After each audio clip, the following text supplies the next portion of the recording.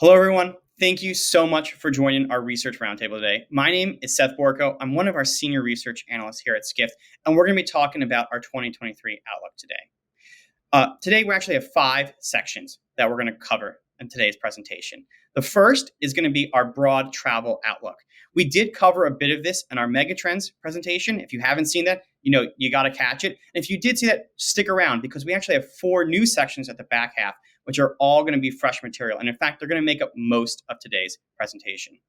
Those 4 new sections are going to be a deeper dive onto our sectors, as well as a look at consumers. So we're also going to talk about our view for global accommodations, a look at airlines, and a look at the online travel sector. And then we're going to close talking a little bit about consumer trends in travel and how they're emerging in 2023, talking about things like luxury travel, digital nomadism, and the future of business travel. So I hope you'll stick around. We're about to dive into it, and we're going to start with our big picture outlook. And when we cover our outlook for the year, we like to start with a theme for the year. This year's theme we've decided to call No Rest for the Weary. We remain cautiously optimistic about the future of travel, but we have to admit it's probably going to be a bit of a difficult year. And that's frustrating, right? Because we had such a difficult year in 2020, 2021, and even 2022. So can't we just relax? Can't we just take a break? Well, unfortunately, there's a lot of challenges in the world right now, not necessarily travel specific, but just broad macroeconomic challenges that we're facing. Things like inflation, labor shortages, climate change, trade wars, and even real life shooting wars are all challenging the travel industry today. And I'm sorry to put the bad news up front, but I like to rip the Band-Aid off. The reality is the risks of an economic slowdown and the risks of a recession have risen sharply. We're currently facing, according to this survey of economists, more than half of economists think it's likely that the U.S. will be in a recession in the next 12 months. But to counter out that bad news, we also have some good news, and these are our Skift Research revenue growth forecasts by sector. We see hotels and short-term rentals growing 10%, airlines 30%, and cruise lines 60% in 2023. And I'll just translate those percents back into dollar figures for you. So this is kind of our passenger market size, if you will, revenue estimates for these sectors for 2023. So I've kind of have a question I need to answer for you all. How do I square this circle? How do I tell you that recessionary risks are rising while at the same time that we are forecasting double-digit growth in the travel sector? Well, there's 2 main reasons that we look to that we think can provide growth for the travel industry. The first is that travel is still under-indexed relative to the broader economy, and the second has to do with the reopening of Asia. So let's start with this broader economic picture. A lot of the malaise and the unease around the economic picture comes from these really scary headlines we see where tech companies are laying off hundreds or thousands of workers. But we need to keep in mind that those tech layoffs, tech had amazing years during 21 and 2020. The reality is that tech has just gone through a boom cycle. It grew headcount in some cases by 60% or more. And now these layoffs only bring tech companies back to levels of employment that they were at in early 2022 or even 2021. The same cannot be said about the travel industry. Travel industry employment and headcount is still significantly lower than it was before the pandemic. So in a sense, I think we can take some comfort that we've already taken our lumps up front, so to speak.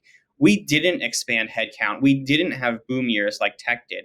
And so as a result, I think there's likely going to be less need for layoffs in the travel sector.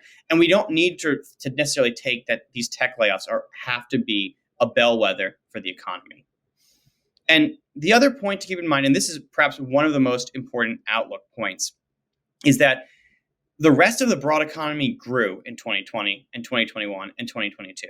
And so while travel has been so focused on recovery, on getting back to flat with 2019, everyone else has moved forward and moved ahead. And so these dark blue bars, they represent the IMF's estimates for 2023, where GDP is going to end up relative to 2019. So the IMF thinks North American GDP will be 22% higher by the end of this year than it was in 2019. Meanwhile, those light blue bars, that's our Skift Travel Health Index, and that tells us that right now the travel industry is just in North America at 98% of 2019 levels of activities. And so, in other words, we have just recovered as an industry while the rest of the economy is doing better. And in the long run, those two things should be even with each other. So even if the broader economy comes down a little bit, travel is so far below the broad economy, we really do think that there's room to continue to catch up, even if the economic environment is a little bit softer. The other important thing is the reopening of Asia and China in particular. China is a $255 billion elephant in the room. It was the single largest exporter of tourism in 2019, and Chinese tourists spent more abroad than the next two countries, the United States and Germany, did combined in 2019. And so we're now in our fourth year with almost no Chinese outbound tourism. Hopefully, we won't go the full fourth year without it, and that those tourists will come back this year. And so global companies in particular, those that have a large diversified global portfolio and exposure to Asia, will likely see a large recovery in Asia help offset any slowdowns or weaknesses in US and Europe. So that was our big picture outlook. I want to use the next bit of this presentation to then talk about four different sectors coming up. To talk about the global accommodation sector, to talk about airlines, to talk about online travel, and then to give you some consumer trends. So that's how the pace of the next half of this presentation is going to go. And we're going to start by talking about the evolution of global accommodations during the pandemic and into 2023. We'll start with a more granular outlook for global hotel revenues. You can see this is what Skift Research estimates hotel revenues were and that they will be going into next year. We're pretty much going to be fully recovered on a global basis this year.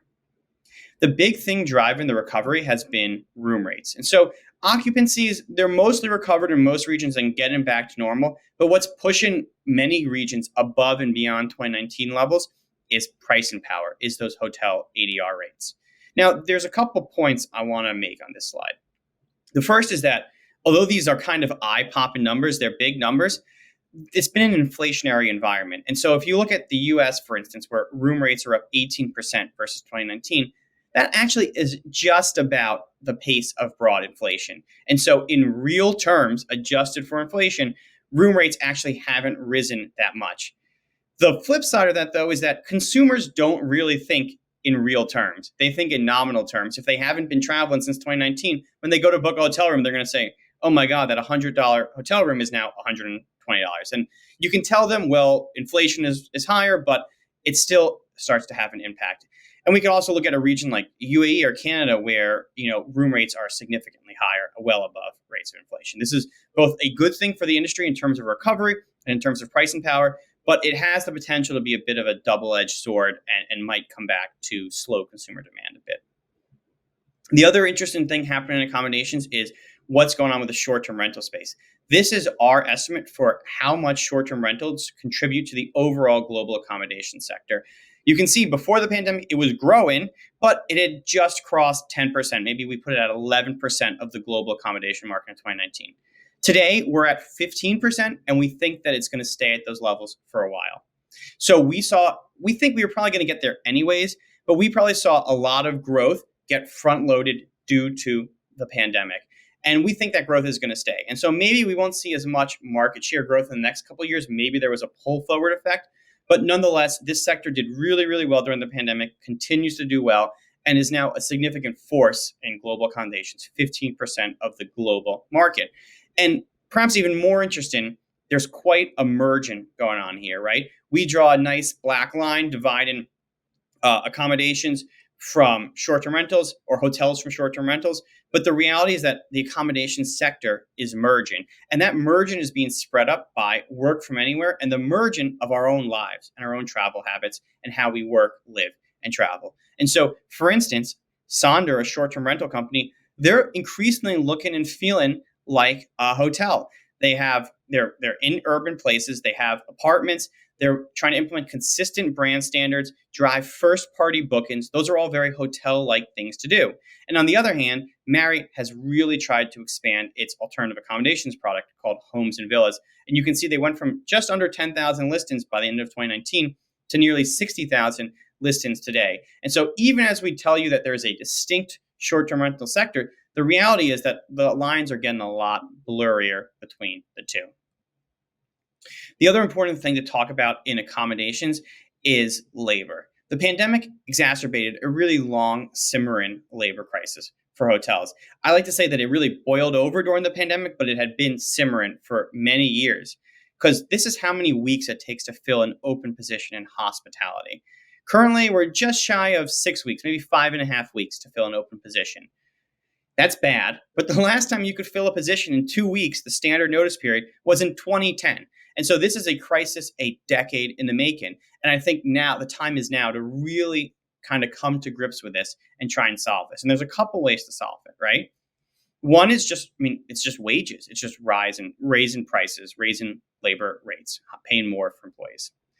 The second has to do with developing career paths for people, helping to convince people who left our industry or who were scared of the travel industry in 2019 that there is a real career to be made in travel and in hospitality, and to tell people that this isn't just a dead-end job working the front desk of a hotel. There's actual a career progression and path for you to build a career in this market. And that's how hotels and travel writ large is going to compete with, distribution centers and restaurants and other similar positions that are competing for a similar pool of workers.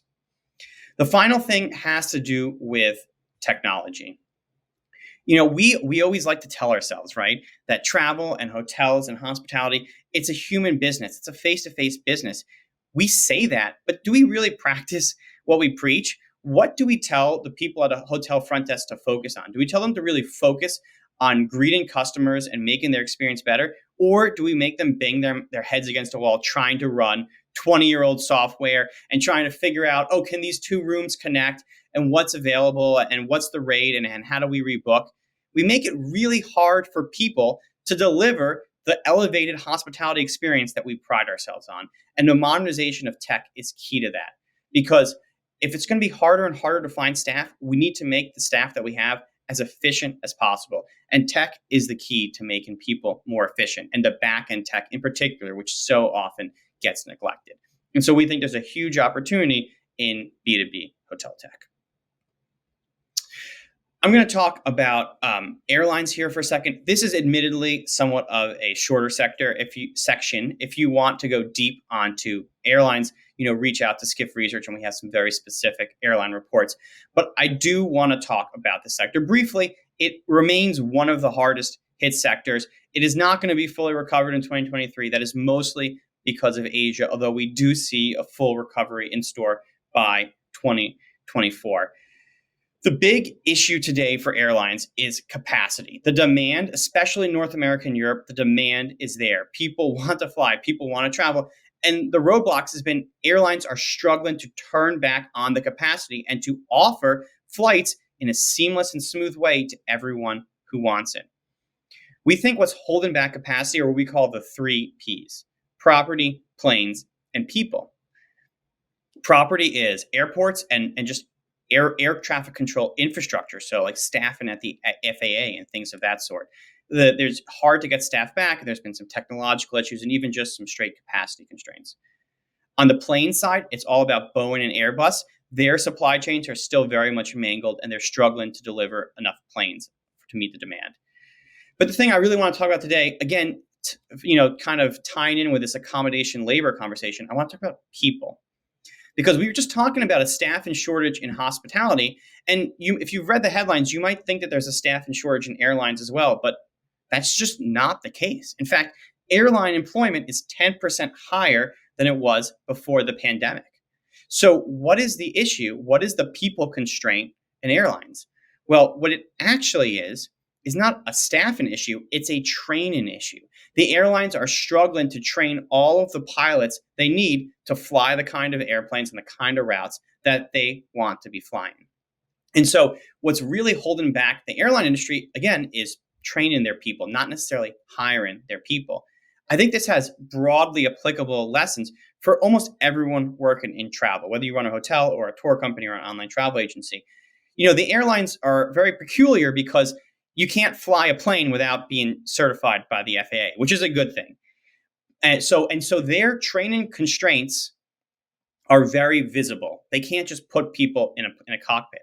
But You could put someone at a hotel front desk without adequate amount of training. There's no regulation stopping you, but you still will feel that impact on your business. And I suspect that many people in travel are going to start to feel this training gap. There was such a huge brain drain, such a huge loss of talent that even if you bring back the same number of people, you don't come back to the same level of skill and expertise. And this is going to be something that we're going to be working through as a travel industry for the next couple of years, is how do we train our people in the right way? So now we're going to move on to talk a little about the online travel landscape and will it have its post-pandemic moment. So we think gross bookings are on track for recovery this year. One of the things that surprised us about the pandemic was that OTAs did not recover as quickly as their supplier peers. And in the past, in past crises in 2001 and 2008, OTAs were the very first to recover. And so we thought they would be the very first to recover this time around as well. But it turns out, the issue was one of trust, really, which is that it turns out in the health and safety crisis, not a financial crisis, there's so many changes to plans happening. Flights are getting canceled, destinations are closed, and people don't know what is happening in their hotel or what activities are even open in the destination. And they don't trust third parties. They want to go direct to first parties. They're not incentivized by discounts, they're incentivized by trust. What we're seeing, though, is that environment is starting to change and that people are becoming much more incentivized by value rather than by maybe trust. And we see that in our data. This is our travel tracker survey and saying what percent of people booked a trip because there was a discount being offered. And in 2010, less than 10% of Americans told us they booked a trip. They didn't care about discounts. They said, I need to know that this hotel is open, that it's clean in this way, that if I make it to my destination, that this activity is open, and that if my flight gets canceled, I want to be able to rebook directly with the airline. Well, that's not so much the case these days. Remember, I was talking earlier about an economic slowdown. Well, all of a sudden, there's inflation, money's a little tighter, people a little more nervous. Okay, discounts are starting to matter more and more and more. And as a result, what we see in our survey is that direct bookings are starting to fall from the pandemic peak. And we think that explains why OTAs did not recover as quickly this time around as they did in past crises. But it actually might be, we're seeing signs that the OTAs might start to have their moment. And data from our survey is indicating that from that 2020 high of direct booking, nearly 70% of airlines book direct, nearly 65% of hotels book direct, that's coming down closer to 55 or 60% of bookings going direct, which means more and more bookings going through third parties. So it's a good time to be an OTA, but look, it's never an easy time to be an OTA because it's really hard to fill that top of the funnel, to acquire customers through your marketing efforts. And Google continues to sit really prominently at the top of the funnel. And so even as OTAs are getting more bookings, they still face this challenge of having to pay the Google tax, that if they want to acquire customers, they have to go to Google. And as a result, we've seen billions of dollars every year, billions and billions of dollars spent by travel industry and by online travel agencies in particular on Google. Nearly $9 billion in 2021, but that was obviously a down year. If you look at the 2019 numbers, we estimate the OTAs spent nearly $7 billion on Google and the industry spent $12 to $13 billion on Google. So that whole dynamic of acquiring your customers via search engine marketing, that's starting to come back up again. And so then maybe it's good to be Google. Well, Google's facing challenges as well. Google may not be the top dog forever. For instance, we've identified some two big trends that we talk about. One is that TikTok itself is chipping away at Google's dominance in travel discovery. So Google sits at the top of the funnel. Well, maybe not forever, right? TikTok is increasingly attracting eyeballs and traveler eyeballs in particular. And then there's also this whole idea of generative AI, chat GPT, and what that means for search. If people are not going to go to a Google search bar anymore, instead they're going to go to a chat GPT bot and ask it, hey, tell me about where I should go or how I should plan my trip. That could stand to potentially disrupt Google and other top of the funnel discovery. So I'll just show you a little bit about each of these kind of two trends. First, on TikTok, we can see Expedia has really been invested in its TikTok presence. And that makes sense, right? Because they want to go where the eyeballs are. They want to follow the customers. And also, hey, if you can get them via TikTok and drive them to Expedia, you cut out that Google search engine marketing fee, and that helps drive their marketing ROIs. we are also seeing destinations increasingly use TikTok, like this one from Yosemite, kind of highlighting the beautiful national park and very brief on TikTok. And so it's not just OTAs, but a lot of other destination management organizations and many other travel companies are starting to move to TikTok. And then finally, just a quick example of ChatGPT. If you haven't played around with it, it's really quite interesting. It's not always perfect, but just to watch some of the responses it gives, in this case, marketing tips for Iceland in real time, drawn up all these really, quite good ideas in the blink of an eye. It shows you, how, traditional search might get disrupted by a more generative AI based search. Okay, so that's sort of what's happened in the online travel world. We're seeing a shift back to more third-party bookings. Google continues to be very prominent, but there's potential ways that Google might get disrupted, be it TikTok stealing eyeballs away or ChatGPT just reinventing how search engine is done. But now we're going to talk a little bit about some evolving consumer trends and really focusing on both business and leisure traveler. Actually, we're going to have a kind of big emphasis on business in this section, but we're going to start with the luxury segment. And I think this is a really important distinction to make because it comes back to that very first point about how do we grow in a softening economic environment? How do we grow as a travel industry if inflation is rising? Well, the answer is that luxury is probably going to be the safest sector in travel. And that's because this is some household consumer data. And you can see those making more than $100,000 as of January 2023, they told, in this case, it was a Cowen survey, that more than half of them still saw their savings grow in January of 2023. If you made between $50,000 and $100,000, it was about 50-50. About just as many people saw their savings grow as saw their savings shrink. And if you made under $50,000 a year, savings shrunk significantly.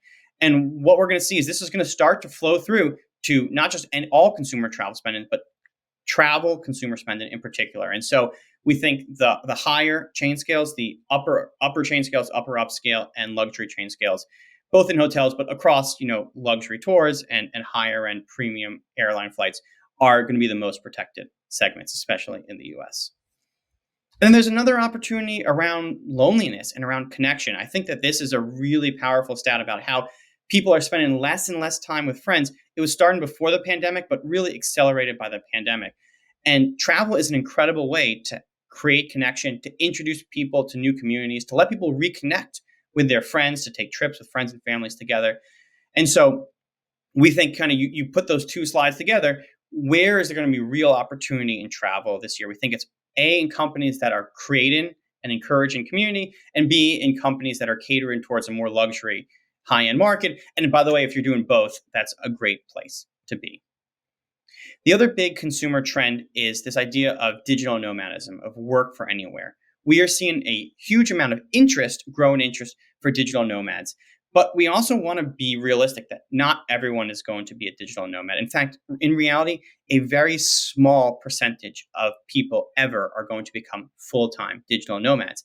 But interest in the topic is growing. And I think digital nomads are creating this kind of halo effect where just everyday people, even if they can't be a full-time digital nomad, will want to A, follow the kind of trips that they do, and B, just take longer, more extended trips and start to blend their work and leisure travel in new ways. Bring their laptops with them, add leisure components onto business trips.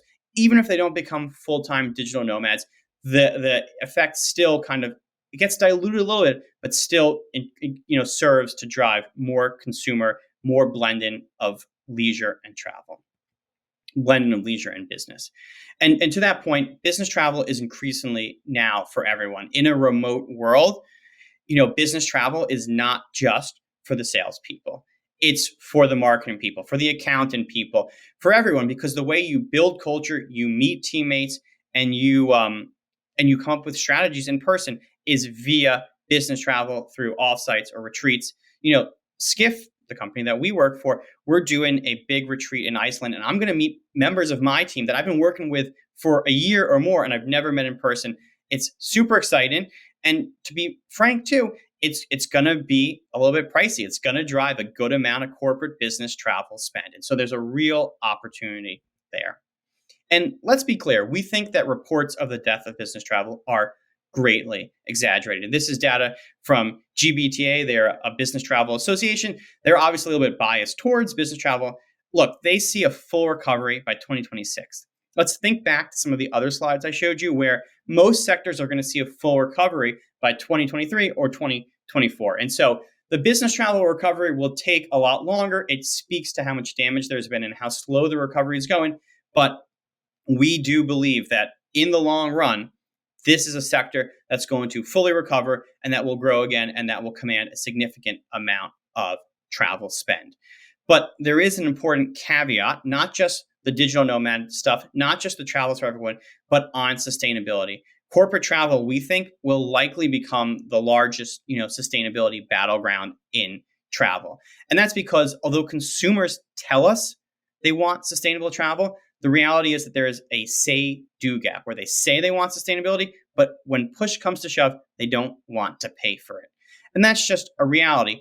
But as climate change becomes more important and as governments start to regulate and mandate it, what we're seeing is that large corporations are putting in place net zero sustainability commitments. And so those consumers, they don't pay for a sustainable trip themselves, but they do pressure the companies that they work with and they buy with or they work for to make those sustainability commitments. And you can see this is work we did with McKinsey and Skift Research, that nearly $6 billion of corporate travel spend, nearly 50% of major spenders have committed to be net zero by 2030. And so we're going to start to see large pressure from the big corporate travel spenders to offer up more sustainable travel options. And so we hope and we suspect that corporate travel, business travel, as it reinvents itself, winds up being kind of at the forefront of sustainability.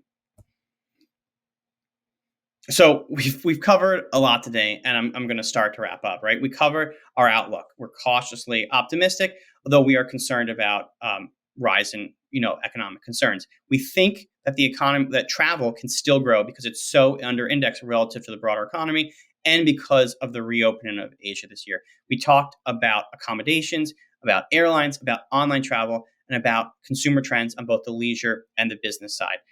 But I like to really end on this one big picture slide, which is that travel is itself a megatrend. Each of these dots on this chart represents a different country. And on that flat x-axis is GDP of that country, how wealthy the country is. And on that y-axis, the horizontal one, how much does that country on average spend on travel? And there's a very strong direct linkage. As countries get wealthier, they spend more on travel. And what this tells us is that travel is a global phenomenon across countries, regions, across religions, cultures, languages, wealth, you name it. As people have more money, they travel more. People across the globe, they want to be connected. They want to explore the world. They want to expand their businesses. They want to visit friends and family. They want to travel. It's a very human and innate thing. And so we think in the long run, in the mega trend perspective, that as long as you think the world is getting wealthier, which we do, and we think you should as well, travel is really the right industry to be in and a great industry to be in. And so we're excited about the future of travel. We're excited about 2023 and what's to come.